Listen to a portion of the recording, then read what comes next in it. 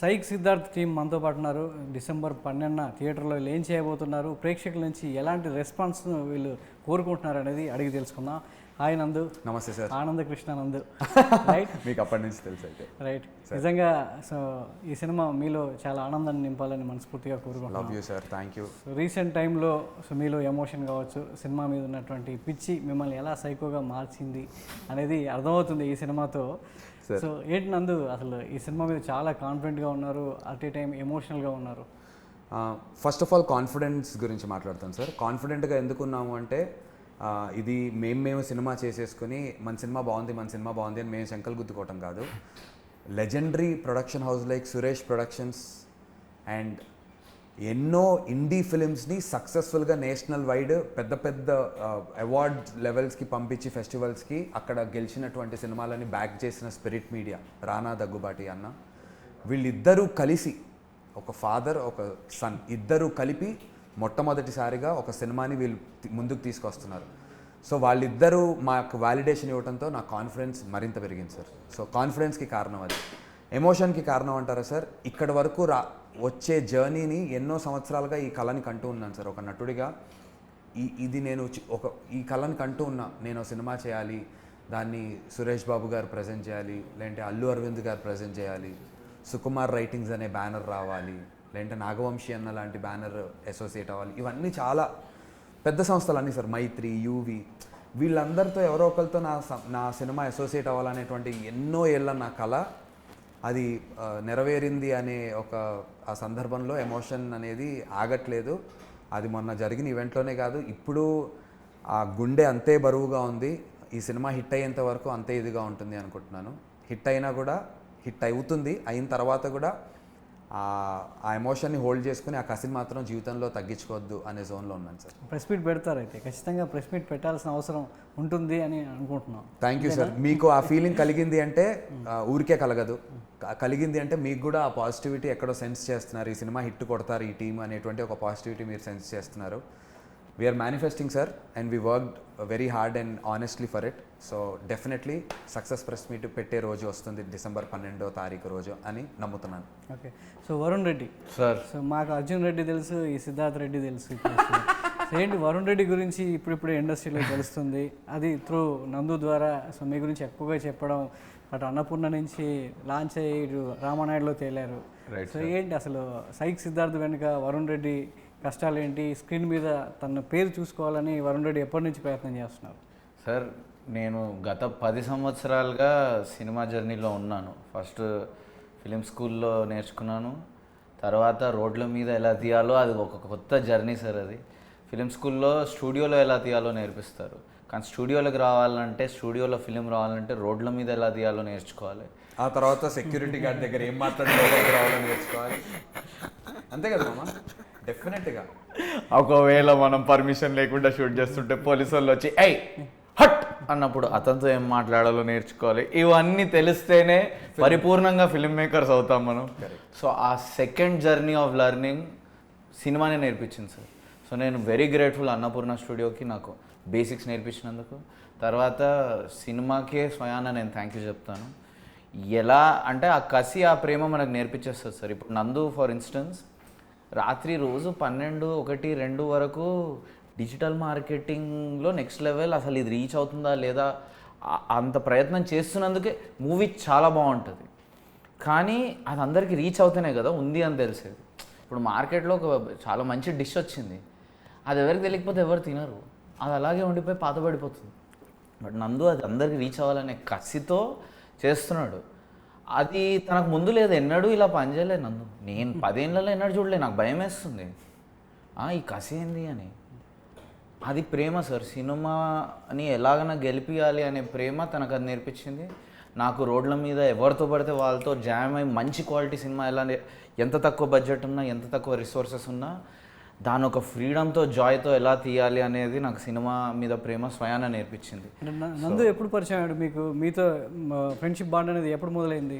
Sir 8-9 సంవత్సరాలు, లఫ్రీ ఒక 10 years అనుకోండి. 8-9 సంవత్సరాల క్రితం నందు ఒక చాలా మంచి స్టోరీ ఉంది తన దగ్గర, ఒక మదర్ సన్ డాగ్ జర్నీది. అయితే ఆ జర్నీ, ఒక మదర్ ఒక సన్ డాగ్ కలిసి జర్నీ మీద వెళ్తారు. ఆ పోస్టర్ అతను వెతుకుతున్నాడు రైటర్ కోసం. నేను అప్పుడు ఫేమస్ ఇక్కడే సురేష్ ప్రొడక్షన్స్లో కింద ఈ సంస్థలో కింద వినూత్న గీత వాళ్ళు కొద్ది కాలం ఆఫీస్ నడిపారు పెళ్లి చూపుల తర్వాత. అక్కడికి వచ్చి నేను నా స్టోరీలు చెప్పేవాడిని. వాళ్ళు నన్ను గుర్తుపెట్టుకొని నందుకి ఫార్వర్డ్ చేశారు నా కాంటాక్ట్. నందు ఇచ్చాము అని చెప్పారు నాకు. 2-3 రోజుల్లో నాకు మెసేజ్ వచ్చింది, దిస్ ఇస్ ద పోస్టర్, ఇది నాకు కావాలి అని. ఫస్ట్ థింగ్ నేను కాన్సెప్ట్ చాలా బాగుంది అన్న. నిజంగా బాగుండింది. నేను దాని ముందు ఎందరో నాతో వర్క్ చేయాలని ట్రై చేశారు. నాకు వైబ్ సెట్ అవ్వలే. వైబ్ చాలా ఇంపార్టెంట్ నాకు. నందుతో వర్క్ చేస్తే నాకు మొట్టమొదటి ఫస్ట్ డే వెళ్ళగానే నేను వేసే పిచ్చి జోకులకు తను ఎంకరేజ్ చేస్తున్నాడు. యూజువల్లీ భయపడతారు. తను ఏదో చెప్పాడు, అమ్మకు తెలుసా లేదా కొడుకుకి తెలుసా లేదా అసలు అమ్మకు తెలిసిన తర్వాత కొడుకు చెప్తారంటే నేను ఫ్రస్ట్రేట్ అయ్యి ఓ పని చేద్దాం, మా అమ్మకి తెలియదు, కొడుకుకి తెలియదు, కుక్కకి తెలియదు, ఆడియన్స్ కూడా తెలియదు అని ఏదో అన్నా. పెళ్ళమని నవ్వాడు. అది ఒక చాలా సీరియస్ మ్యాటర్. అది తెలుసా తెలీదా అనేది అది చాలా సీరియస్ మ్యాటర్. ఇలా జోక్ వేసేసరికి ఫ్రస్ట్రేషన్లో నవ్వాడు, కామెడీని ఎంబ్రేస్ చేశాడు. దెన్ ఐ వాజ్ లైక్ తనతో నేను నాలా ఉండొచ్చు, తన చుట్టూ నాలా ప్రవర్తిస్తూ ఉండొచ్చు. ఆ ఎంబ్రేస్ చేసే క్వాలిటీని అందుకుంది. ఎందుకు కూడా నాకు తెలుసు. తనకు 100 కజిన్స్ ఉన్నారు, ఒక్కొక్కరు ఒక్కొక్క టైపు, అందరిని ఎంబ్రేస్ చేస్తాడు. సో అది ఆయనకు ట్రైనింగ్ అనమాట చిన్నప్పటి నుంచి. ఎలాంటి మనిషినైనా ఎంబ్రేస్ చేస్తే అంత పని చేయగలుగుతాడు. సో అలా స్టార్ట్ అయిన జర్నీ పలు విధాలుగా ట్రై చేశాను దాన్ని డైరెక్టర్, నేను రైటర్గా అవ్వాలని. అది 1-2 సంస్థల్లో ఆగిపోవడం జరిగింది. ఇంకా ఈ వ్యవస్థతో చిరాకు పుట్టి నేనే డైరెక్టర్ అయిపోయాను. అంటే ఇంత డ్రామాటిక్గా చెప్తున్నాను ఎఫెక్ట్ కోసం. బట్ దాని తర్వాత అలాగే వీడు నిర్మాత అయిపోయాడు. అలాగే ఈ వ్యవస్థతో చిరాకు పడి తను నిర్మాత. ఇప్పుడు ఈ వ్యవస్థకు అమేజింగ్ సినిమా ఇవ్వాలని మేము 12 డిసెంబర్న సైక్ సిద్ధార్థతో వస్తున్నాం. లాంగ్ స్టోరీ షార్ట్ అది జరిగింది. సో 2 గంటలన్నర సినిమా అయినా 2 నిమిషాలు కదా ట్రైలర్ చెప్పేది మనం. చెప్పాలి సార్, మార్కెటింగ్ నాకు తప్పదు. సో మధ్యలో మరి ప్రియాంక గారు ఉన్నారు. సో ట్రైలర్ ఓపెన్ చేస్తే మీ షాటే, ముగింపు ట్రైలర్ ఎండింగ్ కూడా మీ పేరుతోనే ముగిస్తుంది. సో ఏంటి అసలు ఎక్స్పెక్ట్ చేశారా ఈ సినిమాలో? సో ఒక సార్ నేను యాక్చువల్గా ఈ ప్రాజెక్ట్ జాయిన్ అయ్యింది యాజ్ కాస్ట్యూమ్ డిజైనర్. అండ్ దాని తర్వాత ఆడిషన్ అడిగాడు వరుణ్ ఒకరోజు నన్ను చూసి, త్రిషకి సెట్ అవుతావు అని. సో నాకు భయం వేసింది, because it's not a very simple role to play. It's a bold character and it can go anyway.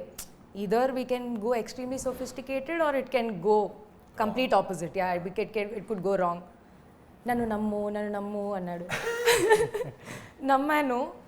And the way he promised అలానే తీసుకొచ్చి ఇక్కడ కూర్చోపెట్టాడు. So right. అంటే సిద్ధార్థ రెడ్డి క్యారెక్టర్ సైక్ సిద్ధార్థగా మారడానికి మీరు లేనా కారణం? నేను ఒక పెద్ద కారణం అంటే చాలా నేను ఖచ్చితంగా పెద్ద కారణం for his psychness. But yeah okay. So తన costume designer turned actress sir మా సినిమాకి. ఇంకో రోల్ కూడా చేశారు. ఫస్ట్ కాస్ట్యూమ్ డిజైనర్ గానే కాస్ట్యూమ్ డిజైనర్ ఫిల్మ్ కి వచ్చాక దెన్ తను త్రిషా రోల్ కి ఫిట్ అవుతుంది అని చెప్పి వరుణ్ అనుకున్నాడు. దెన్ నాకు ఫొటోస్ పంపించాక even I was like producer కి డబ్బులు మిగిలాయి అయితే 100%. ఆల్సో సార్ తిను చాలా పనులు ఇంకా చేస్తుంది, కెపాసిటీ కూడా పాపం చేస్తా అంటే నేనే వద్దు ఆగు, ఈ 2 పరిపూర్ణంగా చెయ్యి. Or but I going sir generally అందరికి చెప్తా నేను, Priyanka extremely trustworthy person. తను లేకపోయినా తన టీంని పెట్టి పని చేపిస్తుంది. తనకు ఒకవేళ హెల్త్ బాగాలేకపోయినా ఎక్కడ లోటు జరగకుండా పుష్ చేస్తుంది. తనకు ఇబ్బందులైనా తన ఫ్రెండ్స్తో చెప్పుకుంటుందేమో కానీ వచ్చి పెద్ద ఇబ్బంది క్రియేట్ చేయదు. అందరితో మంచి ర్యాపో మెయింటైన్ చేస్తుంది. సంవత్సరాల కొద్దీ డిఫికల్ట్ పీపుల్తో మంచి ర్యాపో మెయింటైన్ చేస్తూ పెద్ద సంస్థల్లో కూడా షీఈస్ వర్క్డ్ సార్ పలు రెస్పాన్సిబిలిటీస్లో, mainly costume designer. And certified. Yeah definitely hire her. Black Friday sale December. Okay fine. So Nandu, మరి ఈ సినిమా సైక్ సిద్ధార్థ రెడ్డి ఆడియన్స్ ఇప్పుడున్న జెన్జీ బ్యాచ్ చూడాలంటే 3 రీజన్స్ ఏంటి? జెన్జీ బ్యాచ్కి కావాల్సినటువంటి ఒక కూల్నెస్ ఉంటుంది సార్, హ్యూమర్ ఉంటుంది. మనం చాలా అందరూ నన్ను చాలా క్వశ్చన్స్ ఏం అడిగారంటే బూతులు పెట్టారా, లేదు అంటే అశ్లీలతను చూపిస్తేనా. జెన్జీ అశ్లీలత బూతులు కోరుకోవచ్చు సార్, వైబ్ అవుతారు. కానీ వాళ్ళకి నిజంగా కావాల్సింది ఏంటంటే వాళ్ళు 2 hours ఆడిటోరియంలో కూర్చుంటే, ఐఎమ్ నాట్ టాకింగ్ అబౌట్ డిజిటల్గా ఓటీటీలో చూడటం. జెన్జీ బ్యాచ్కి ఆర్ న్యూ ఏజ్ ఆడియన్స్కి, అంటే మీకు 18 ఏళ్ల నుంచి 35 ఏళ్ళ ఏజ్ డెమోగ్రఫిక్లో వాళ్ళకి కావాల్సింది ఏంటంటే 40 సరే ఇంకొక 18 to 40 వాళ్ళకి ఏం కావాలంటే సార్, వాళ్ళు వాళ్ళ పనులు ఫినిష్ చేసుకున్న, కాలేజీలు ఫినిష్ చేసుకున్న, హాలిడే రోజు వాళ్ళ ఫ్రెండ్స్తో, కజిన్స్తో, వాళ్ళ గ్యాంగ్తో, కొలీగ్స్తో వచ్చి కూర్చుని చిల్ అవ్వాలి.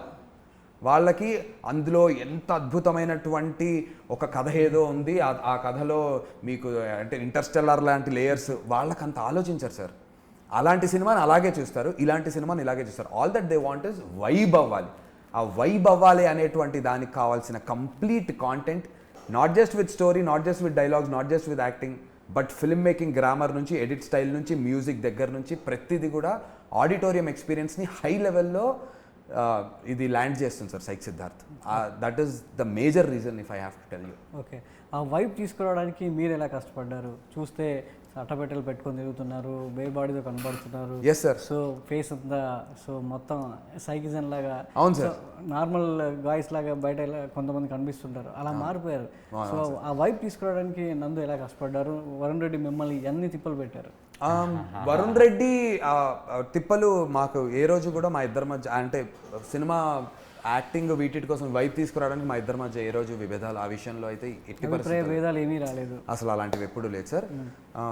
లేటర్ ఆన్ పోస్ట్ ప్రొడక్షన్లో తనకు ఒక ఫీలింగ్ ఉండొచ్చు, నాకు ఒక ఫీలింగ్ ఉండొచ్చు. దాని గురించి ఇందాక కూడా చెప్తున్నా, ఈ సినిమా అనేది నాకు వరుణ్కి పుట్టిన బేబీ లాంటిది.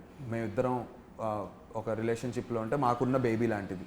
సో ఈ బేబీ కోసం what best can a mother, a father or a brother or a sister will do for their baby, అది చేయాలనే ప్రయత్నం. అది విభేదాలని అయితే మేము ఇద్దరం అనుకోవట్లేదు.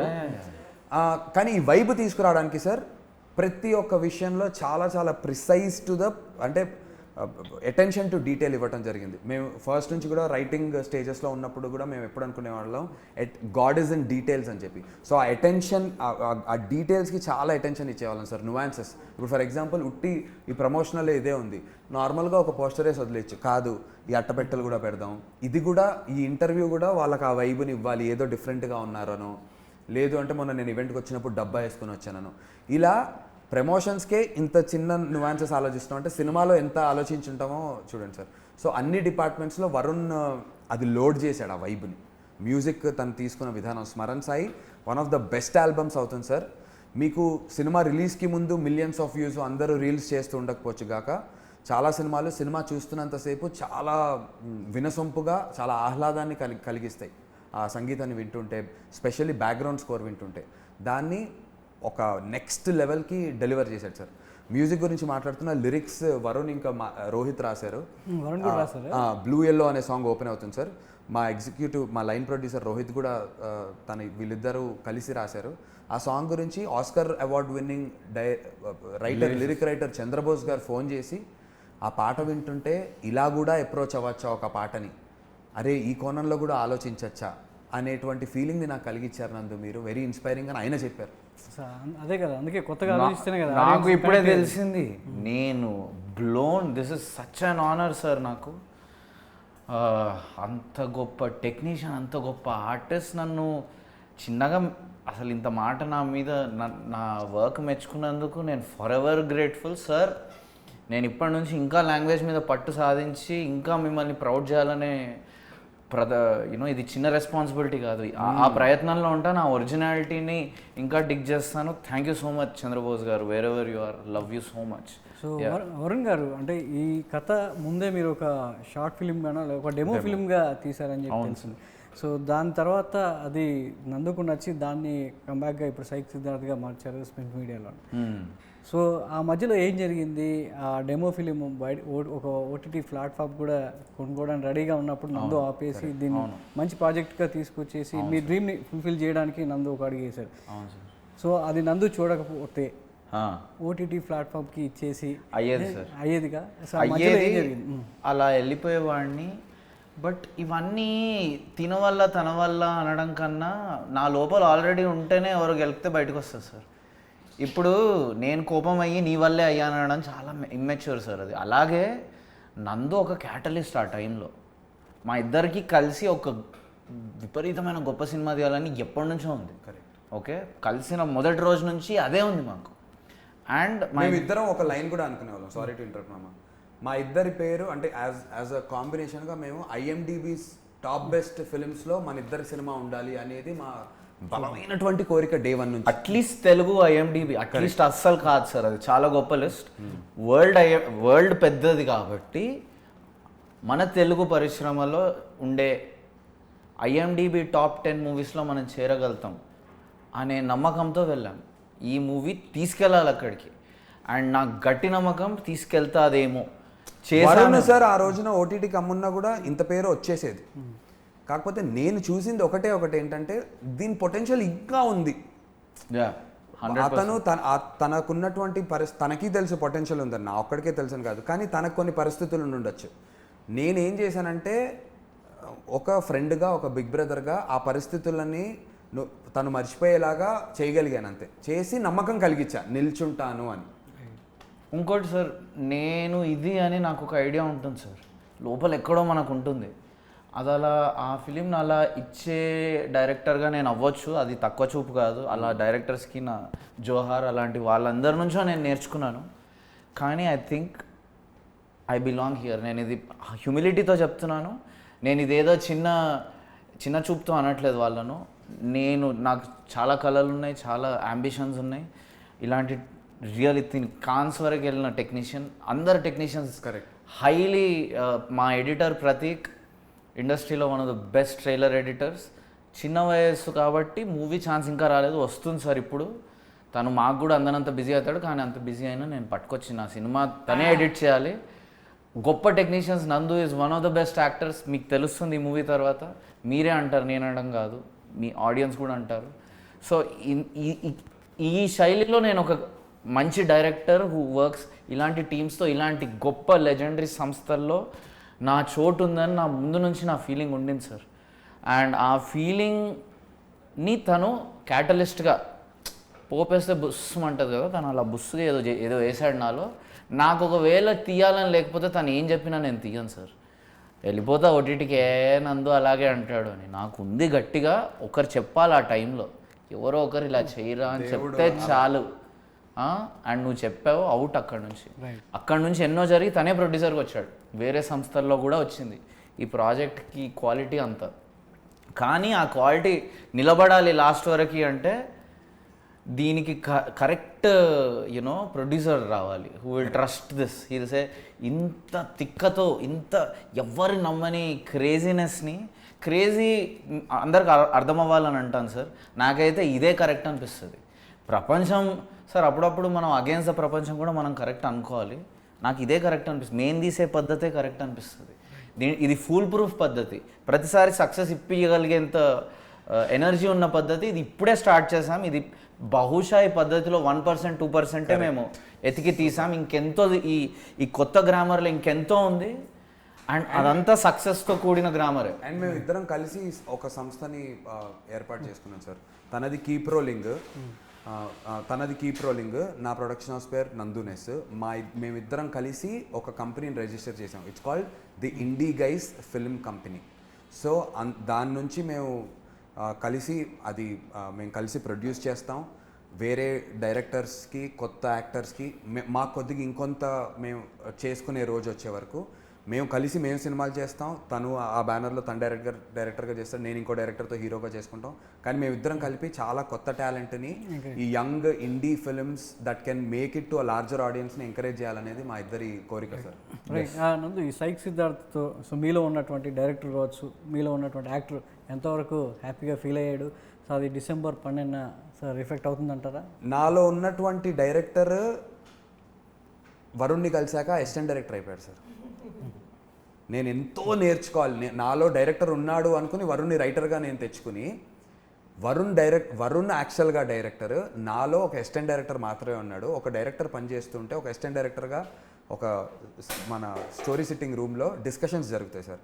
నేను ఒక అసిస్టెంట్ డైరెక్టర్గా డిస్కషన్స్ వరకు మాత్రమే నేను చేయగలుగుతాను. రేపు పొద్దున్న నేను పనిచేసే ఏ డైరెక్టర్తో అయినా నేను ఒక అసిస్టెంట్ డైరెక్టర్గా పనిచేయగలుగుతాను. నాలోని ఒక డైరెక్టర్ అయితే బయటికి రాడు, వాడు ఇంకా తయారవ్వలేదు. నాలో ఒక పూర్తి స్థాయి డైరెక్టర్ లేడు సార్. దానికి నాకు వరుణ్ లాగా అంత రావాలి అంటే నాకు ఎన్నేళ్ళు పడుతుందో కూడా తెలియదు. అసలు ఈ జీవితకాలంలో అంత నేర్చుకోగలుగుతానా దర్శకత్వం పట్ల నాకు తెలియదు. కానీ ఒక అసిస్టెంట్ డైరెక్టర్గా 100 మందితో పాటు కూడా కూర్చుని నేను డిస్కషన్ చేయగలను, నా ఇన్పుట్స్ ఇవ్వగలను, బలంగా నరేటివ్ ఇవ్వగలను.